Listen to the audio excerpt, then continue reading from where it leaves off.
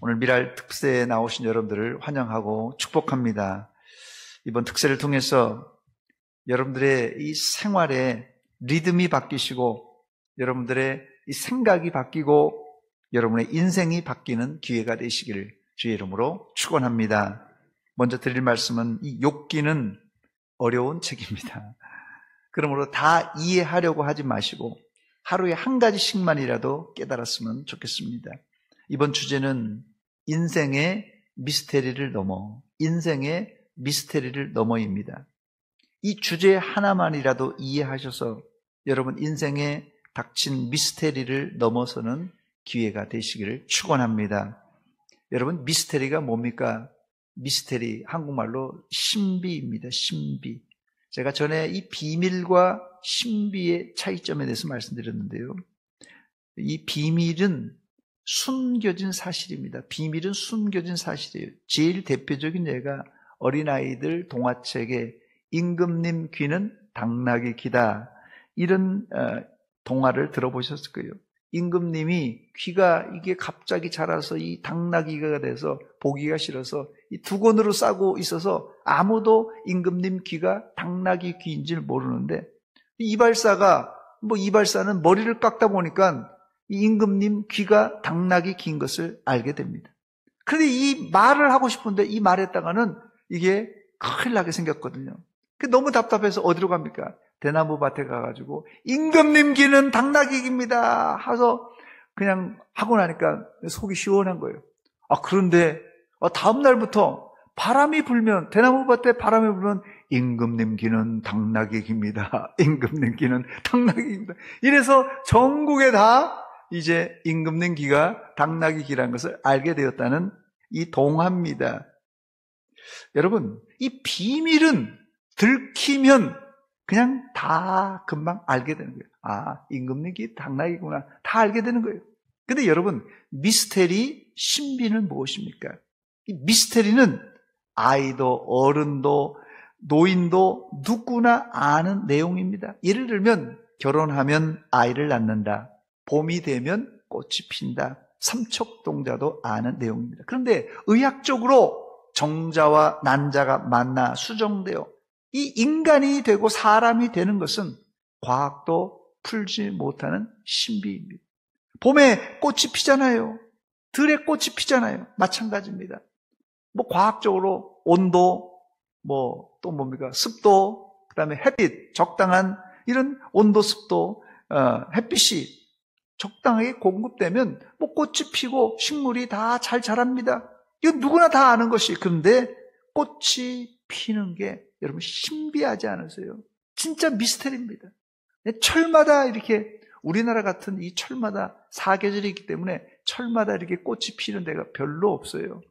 그냥 한 계절에 피고 말지. 우리나라는 이게 그냥 봄꽃이 있고 여름꽃이 있고 가을꽃이 있고 겨울에 피는 꽃도 있다 그러는데요. 이렇게 44철 꽃을 피는 게 이게 정말 신기합니다.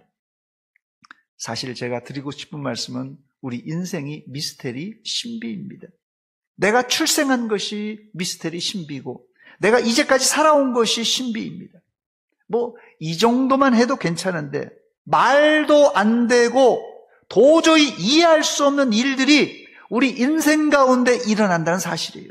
예를 들면 교통사고가 가장 흔한 일상인데 또 질병이나 특별히 암은 암 같은 거는 나하고 상관이 없는 일이고 특별한 사람만 걸리는 줄 아는데 나에게 혹은 내 가족에게 생기기도 한다는 것입니다.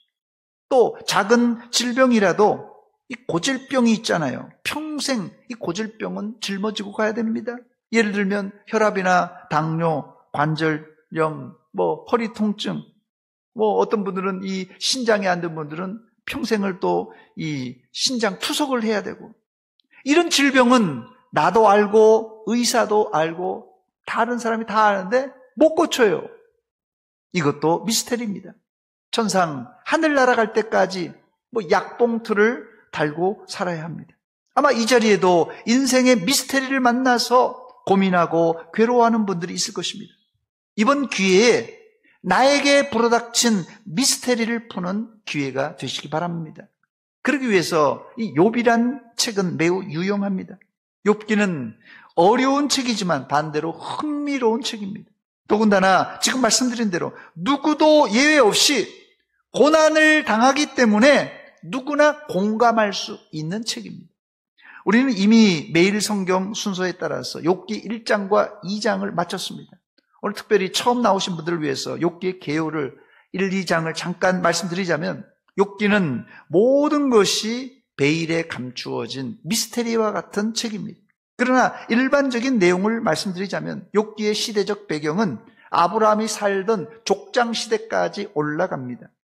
그 내용적인 내용이 그 족장시대에 일어났던 그 행태들이 기록되어 있습니다. 또 욥이 살았던 곳이 우수 땅이라고 그랬는데요, 에돔 근처라고 추정됩니다. 이 에돔은 사해바다 아래부터 홍해 이 아카바반까지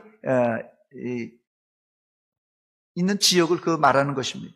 이 말은 욥기의 배경은 이스라엘 땅이 아니라 이방 땅이고 욥도 이스라엘 사람이 아닌 이방 사람인 것을 알 수 있습니다.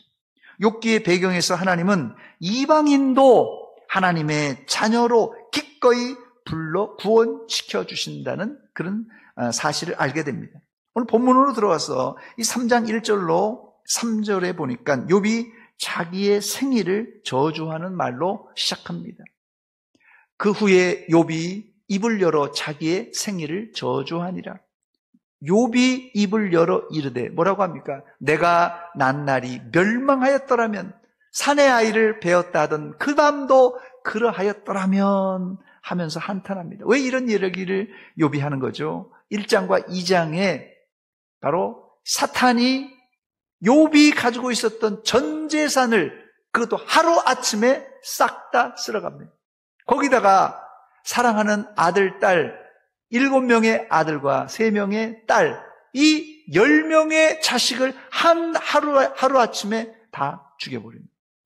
그리고 나서 거기다가 이 욥의 몸에 악창이, 욕창이, 피부병이 들어서 이거 기왓장으로 긁어야 하루를 살 수 있는 그런 비참한 것을 당하고 결국 이 욥이 자기의 태어난 생일, 출생할 날을 이렇게 비관하고 있습니다. 3절부터 오늘까지 읽었던 10절까지 만일 뭐뭐 했더라면, 만일 아니었더라면, 만일이 계속됩니다. 즉 욥은 고난이 너무 심해지자 자신이 이 땅에 태어나지 아니하였더라면 이라는 한탄을 쏟아냅니다. 그러나 인생엔 만일은 없습니다. 여러분, 인생에는 만일이 없습니다. 녹화방송, 재방송도 없습니다. 우리 인생은 누구도 멈출 수 없는 생방송입니다. 제일 바보가 누군지 아세요? 여러분, 제일 바보가 내가 지금의 아내와 지금의 남편과 결혼 안 하고 그 남자, 그 여자 다 있죠? 그 남자, 그 여자와 결혼했더라면 이라는 후에, 바보 중에 이런 바보가 없습니다. 우리가 말하는 만일 이랬다면, 만일 이랬더라면의 후회들은 넓은 의미에서 이제까지 인생을 내가 살아온 것 같지만 사실은 하나님의 주권과 하나님의 돌보심과 하나님의 손길에 의해서 여기까지 온 것입니다, 여러분. 그러므로 만일 내가 아이고 그 남자랑 그 여자랑 결혼했더라면 이것은 상당히 부정적인 말로, 특별히 하나님의 주권을 부정하는 불신앙입니다. 그런데 이 말을 누가 한다고요? 누가? 믿음이 훌륭하고 시험 중에도 흔들리지 않았던 욥의 입에서 이 말이 나온 것이에요. 자, 그러면 욥은 어떤 사람입니까, 여러분? 욥은 불신앙의 사람입니까? 이 부분을 주석가들은 여기에 굉장히 논란이 많아요. 이걸 주석가들은, 제가 요약하자면 주석가들은 욥이 고통이 너무 심하니까 욥이 고통 가운데 지금 어떤 고통인지 알겠죠? 자식 10명 다 죽고 전 재산 다 날리고 자기 몸은 고칠 수 없는 그냥 질병으로 지금 기왓장으로 벅벅 긁고 있는 이 상황, 차마 절대자이신 하나님을 욕할 수 없기에 자기 신세를 한탄하며 자기 감정을 표출했다, 이렇게 해석합니다.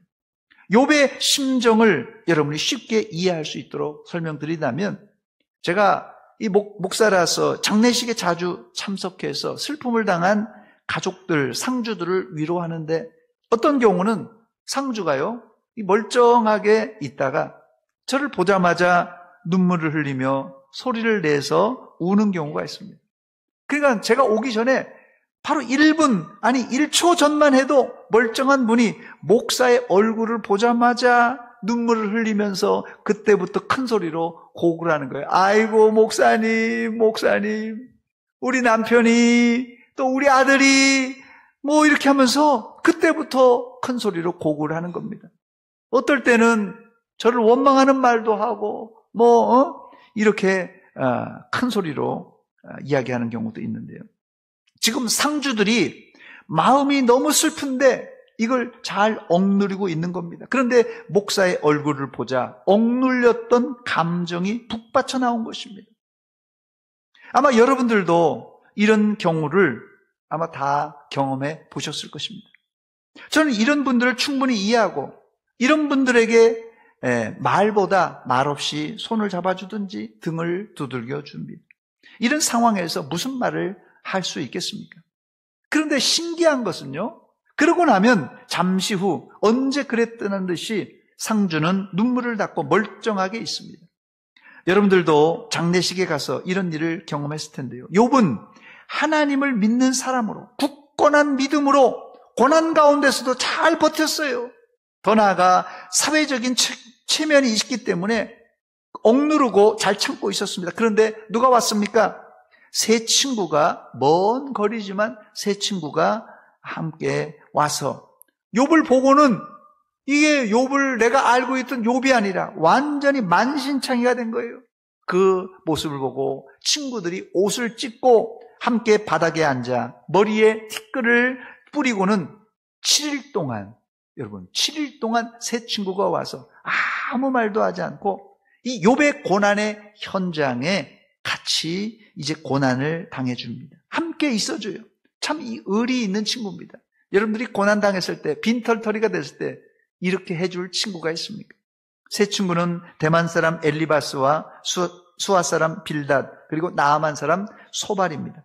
오늘 제가 이 특세의 핵심은 이 세 사람과의 욥과의 대화를 제가 풀어가면서 여러분과 함께 이 인생의 미스테리를 한번 풀어가려고 합니다. 다시 아까 이야기로 돌아가서 욥은 아들 7, 딸 3을 잃고 전 재산을 다 잃고 거기에다가 자기 몸에 몹쓸 피부병으로 기왓장으로 박박 긁고 있는 상황입니다. 그럼에도 체면을 구기지 않기 위하여 이를 악물고 참고 있었는데 일주일 동안 자신을 위로하며 고난의 현장, 고통의 현장에 함께인 친구들, 이 친구들이 있어서 욥은 아마 위로받았을 것이에요. 위로받을 사람이 없는데, 사실 욥이 훌륭한 사람이고 거부였기 때문에 그 동네에서 친구들 많았을 거예요. 근데 욥이 고난 당하자 친구가 한 사람도 없네? 그런데 먼 곳에서 3명이나 친구가 온 거예요. 그 가까운 친구들은 다 도망가 버리고 먼 곳에서 이 3사람이 온 거예요. 그래서 이제 욥은 그 친구들의 위로를 어느 정도 받고 이제야 아무 말도 안 했습니다. 일주일 동안 입을 열어서 자기의 비통함을 쏟아낸 것입니다. 그게 뭐라고요? 욥이 입을 열어 자기의 생애를 저주하니라. 이 자리에 누가 욥이 믿음이 없고 누가 잘못이라고 말할 사람이 있겠습니까? 여러분 같으면 하루아침에 자식을 다 잃고 전 재산을 잃고 거기에다가 자기 몸에 몹쓸 병이 들었을 때 욥이 친구들 앞에 이런 이야기를 한 것이 그리 큰 죄가 될까요? 그래도 이게 헷갈립니다. 어려울 것 같아서 제가 사지선다형 문제를 드립니다. 욥이 입을 열어 자기 생애를 저주했는데 이것을 여러분 어떻게 생각하십니까? 첫 번째는 그래도 자기 입으로 자기 생애를 저주하는 것은 이건 아니다. 잘못이다. 2번, 나라도 그랬을 것이다. 3번, 저건 고난당한 사람이 내뱉는 탄식이지 하나님을 거역하는 말은 아니다. 4번, 명백한 불신앙이다. 1, 2, 3, 4번 중에 여러분 몇 번입니까? 몇 번이요? 여러분 다 정했을 거예요. 저는 이 설교를 준비하면서 저도 이 4가지 중에 여러 차례 수없이 고민을 했습니다.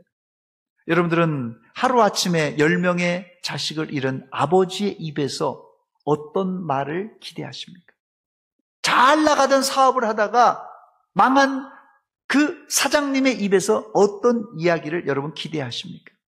만약 여러분의 친구가 욕과 같은 아픔과 고통을 당했다면 여러분 어떻게 하시겠습니까? 한마디로 요약해서 이겁니다. 이거다 저거다 판단 정죄하지 말고 여러분 무조건 공감해 주시기 바랍니다. 욥이 이런 말을 했다고 너는 이게 잘못이야. 너 왜 고난당한 줄 알아? 네가 저것 때문에 그런 것이야. 이렇게 거기 고난의 현장에서 이게 네가 잘못이고 내가 잘못이고 이게 뭐가 문제냐면요. 가르치려고 하는 게 문제예요. 가르치려고 하는 게 문제입니다. 여러분 무조건 공감해 주시기 바랍니다.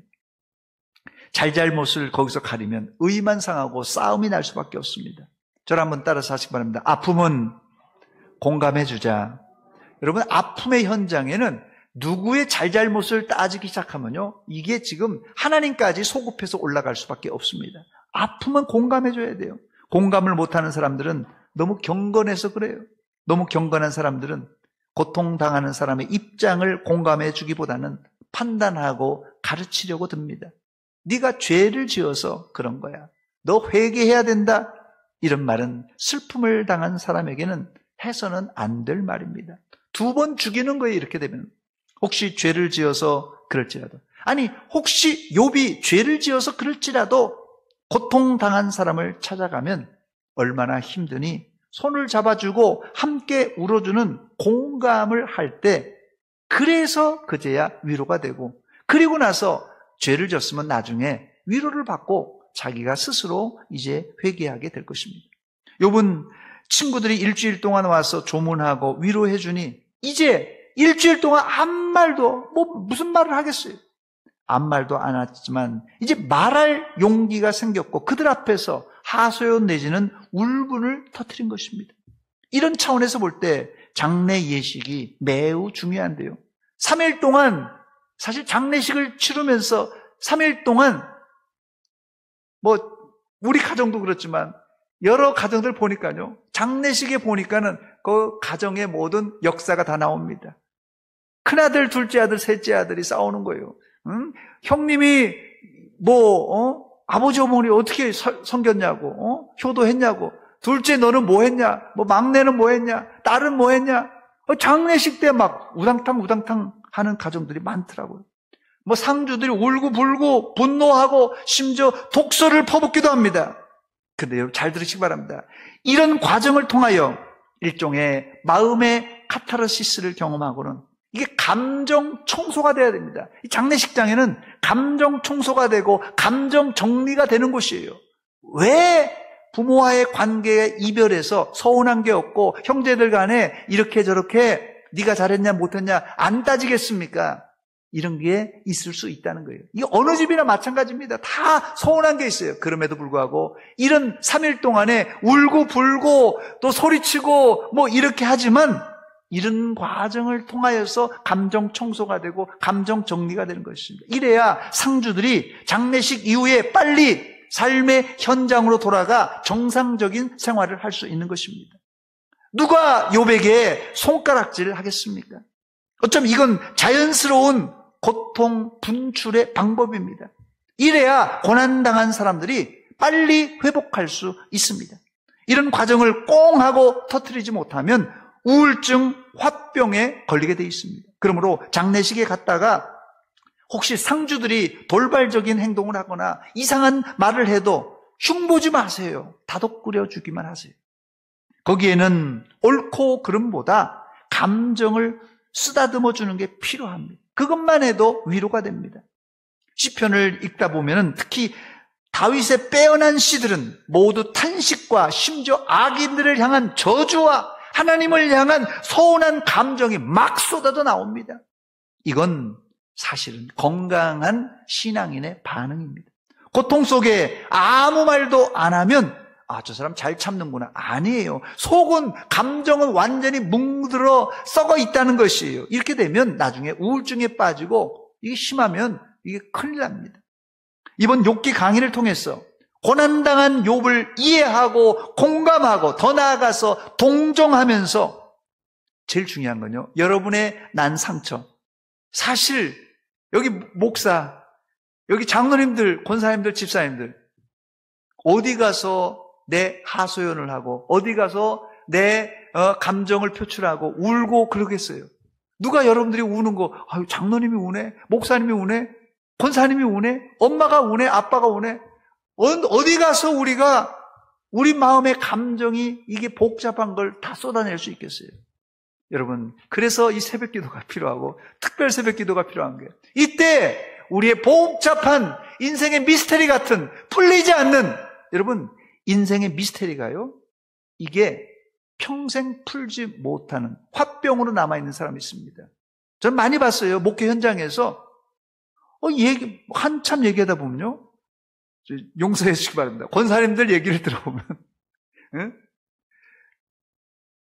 남편이 20대 30대 바람핀 얘기를 80, 90이 돼서도 얘기한다니까요. 60년 동안 70년 동안 평생을 남편하고 살아왔는데 그걸 죽을 때도 그거를 갖다가 용서하지 못하고 그 마음에 꽁하고 있더라고요. 그래서 제가 푸세요. 그럼 어떡하겠어요? 그러니까 이게 마음 정리가 안 되면요, 잘 참는 것 같아요. 잘 참는 것 같은데 그런 사람들은요, 한 번 나오면 막 독소를 막 퍼붓고, 심지어 뭐 목사한테도 얘기하고, 뭐 교회 현장에서도 조용할 땐 모릅니다. 어려움이 있을 땐 그냥 막 툭툭 터져 나온단 말이에요. 이게 바로 이 감정의 정리가 안 된 사람들이 쏟아내는 그런 반응입니다. 제가 그래서 오늘 기도하면서 이 욥기를 저도 씨름하면서 느낀 것이, 이 내 안에 있는 감정 처리가 안 되면은 이게 계속 죽을 때까지 나옵니다. 그러니까 이번에 완전히 여러분들 청소하시기 바랍니다. 정말이에요. 이거 누구나 가지고 있는 것입니다. 특별히 점잖은 분들, 우리 장로님들, 권사님들, 점잖은 분들, 경건한 분들이 많이 가지고 있습니다. 이게 잘못하면 화병이 되고 우울증이 되고 이게 남에게도 이 피해를 갈 수가 있습니다. 그런데 오히려 욥은 이걸 다 쏟아냈어요. 자기의 나를 저주하는 건 있을 수 없는 일이에요. 신앙인으로서. 이거 하나님을 거역한 거 막 죄악이지만 이걸 판단하고 정죄하기 시작하면 욥이 그냥 나락에 떨어지는 것입니다. 근데 하나님께서 나중에 결말에서 보니까 이게 미스테리예요. 근데 결말에서 보니까 하나님께서 욥의 손을 들어주시고 경건하다고 했던 이 특별히 대표가 엘리바스입니다. 이 엘리바스 이제 내일 좀 살펴볼 텐데요. 엘리바스의 손을 들어주는 게 아니라 욥의 손을 들어주고 있습니다. 이번 기회가 여러분의 감정을 청소하고 감정을 정리하면서 잘 조절해요. 그래야 여러분 영적으로 성숙할 수 있습니다. 우리 가만히 보니까요, 영적으로 성숙할 수 있는 환경인데 왜 저 사람이 영적으로 성숙하지 않는가? 가만 보니까 마음의 정리가, 감정의 정리가 안 된 사람들은 더 이상 영적으로 나갈 수가 없고 올라갔다가 팍 꺼지는 이유가 바로 내 안에 그 응어리들이 다 이게 해소가 안 돼서 그래요. 이번 기회가 여러분의 마음에 있는 모든 껄쩍지근한 것들을 다 해소하는 기회가 되시기를 주의 이름으로 축원합니다. 예, 기도 제목 드리고 오늘은 서로니까 마치겠습니다. 우리 268장 찬송 부르겠습니다. 기도 제목 첫 번째입니다. 내 인생의 미스테리한 문제가 이해되게 하옵소서. 여러분, 혹시 여러분 인생의 미스테리 이런 것이 이해가 안 될 수도 있습니다. 욥이 이해가 다 안 됐어요. 그런데 이해가 안 됐어도 하나님 앞에 이 마음을 풀어내세요. 다 풀어내세요. 그렇게 되면 하나님이 나중에 결론을 내리시고 하나님께서 나중에 치료해 주십니다. 두 번째, 여러분 태신자 작정을 위해서 기도해 주시기 바랍니다. 우리 추수감사주일날 태신자를 작정하려고 합니다. 또 14명의 수능생들을 위해서 기도해 주시고요. 성찬식이 있습니다. 다음 주일날 성찬식을 앞두고 내 몸과 마음을 돌아보는 기회가 되게 하옵소서. 또 추수감사절을 앞두고 감사의 제목을 여러분 가지시기 바랍니다. 우리 268장 죄에서 자유를 얻게 하면 우리 같이 찬송 부르고 기도